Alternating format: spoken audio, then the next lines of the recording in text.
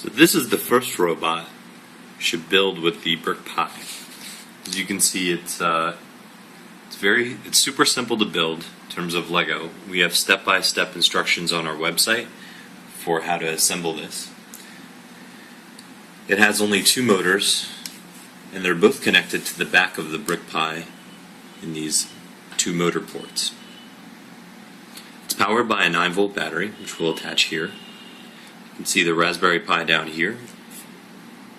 You can see that we have 4 sensor ports that you can attach sensors to.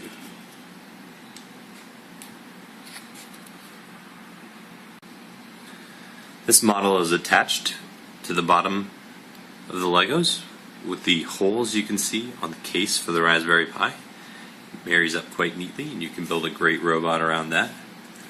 And I forgot to mention we have a caster wheel down here on the bottom. It just drags behind the robot as it rolls around on the ground. There are no sensors on this model, but if you wanted to put some on, you can put them in these 4 ports.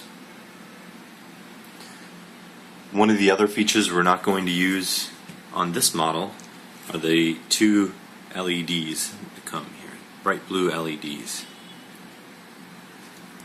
These are great for debugging programs as you go. We're powering both the BrickPi and the Raspberry Pi with this 9-volt battery. The 9-volt goes into the BrickPi, and the BrickPi has a voltage regulator that brings the voltage down to 5 volts. And we took a micro USB cable and ran it from the output of the BrickPi down into the Raspberry Pi.